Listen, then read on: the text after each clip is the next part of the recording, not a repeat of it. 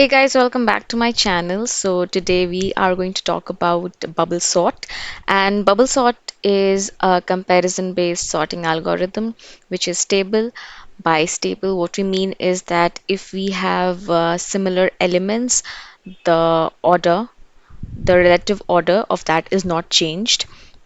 And in case we are dealing with sorted elements, so ON is the best time complexity for that, and for the worst and the average, it's O of n square. And talking about the space complexity, it is O of 1 for the iterative method and O of n for the recursive stack.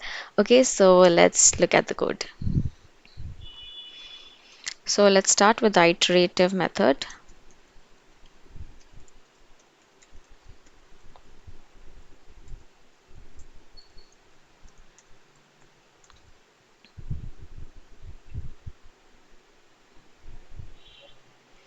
So in bubble sort, what is going to happen is we are going to check two adjacent elements, and if the first one is greater than the second one, that gets swapped.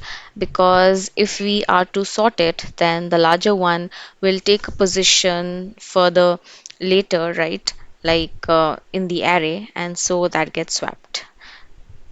It's just that the largest element gets placed in its position first. So for this, we are going to take a Boolean flag and assign it to false.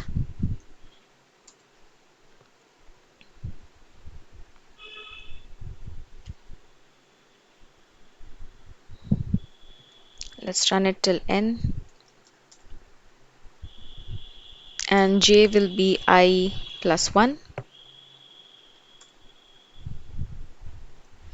And we are going to check if I is greater than j, then we are going to swap. So swap will be 2, and int temp will have the value of I will have the value of j, and j will have the value of temp. Okay.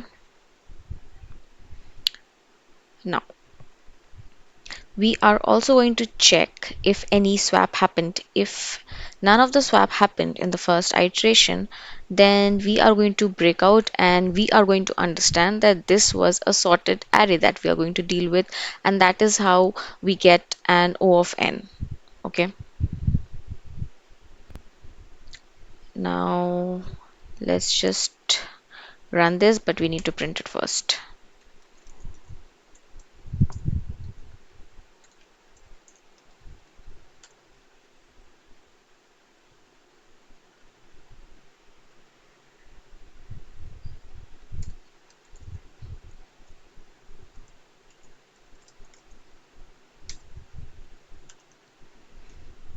Okay.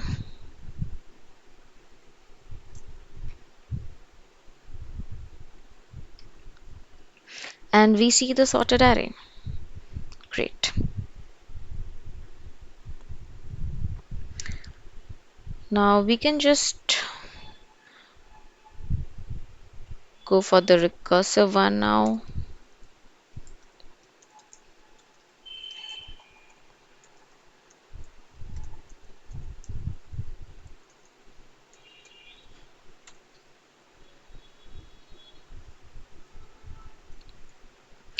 Now for the recursive, you have to understand that a base condition is important. So if n is equals to 1, then we just need to return.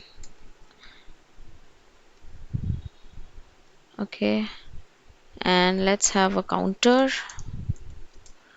Count is equals to 0. This is for the same purpose as we had the swap, right? And we'll have an iteration. Okay.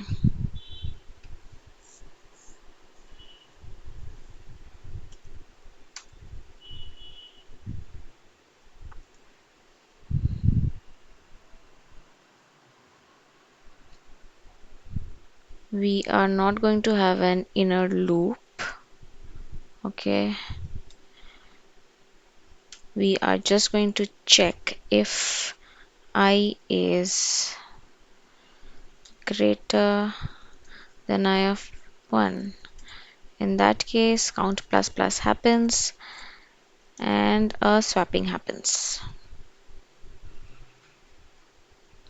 Okay. And the other loop will basically be a recursive call. So bubble recursive array n minus 1. Okay. And also we need to check if count is equals to 0, then we are returning. Okay. Let's comment this and let's just run.